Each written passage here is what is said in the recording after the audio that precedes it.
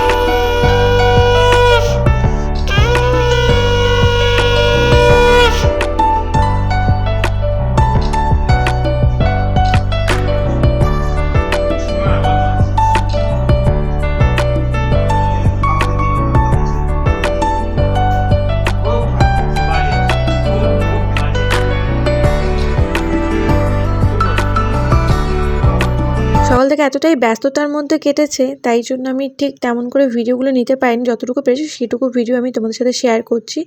আর এটা সন্ধেবেলা মামামকে নিয়ে আমি বাপের বাড়িতে এসেছি। এখান থেকে আশীর্বাদ করবে মামামকে মা বাবা, তারপর চলে যাব ঠাকুর দেখতে আমরা।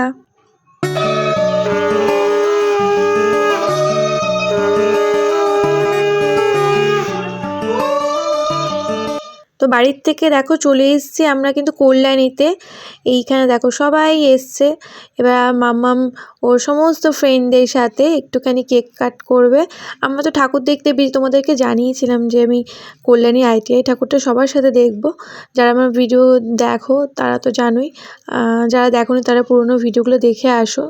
তো যাই হোক, তো দেখা হয়নি তাই দেখতে যাব। তো সেই ফাঁকেই আমরা চলে এসেছি এটা একটা ছোটোখাটো রেস্টুরেন্টে। এখানেই মাম্মাম তার ফ্রেন্ডদের সাথে একটুখানি কেক কাট করবে, তারপর একটু ছোটোখাটো করে খাওয়া দাওয়া করে তারপর আমরা বেরিয়ে পড়বো ঠাকুর দেখতে।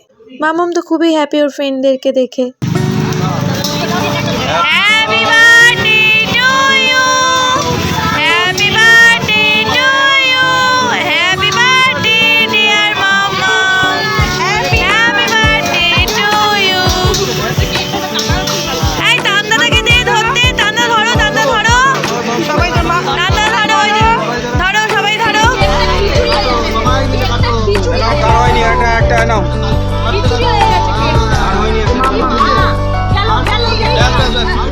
তো এই যে কেক কাটিং করার পর তারপর আমরা সবাই মিলে একটু খাওয়া দাওয়া করে নিচ্ছি।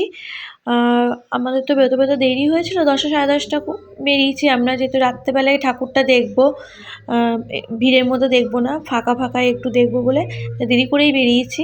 তাই একেবারে রাত্রেবেলায় আমরা ডিনারটাও করে নিলাম বাইরেই। মিক্সড ফ্রাইড রাইস আর চিলি চিকেন খেলাম। এই দেখো এখন চলে এসেছি আমরা কল্যাণীতে, কল্যাণী ITI ঠাকুরটা দেখবো বলে। অলরেডি কল্যাণীতে পৌঁছেও গেছি, তোমাদেরকে আমি দেখাচ্ছি একটু পরেই।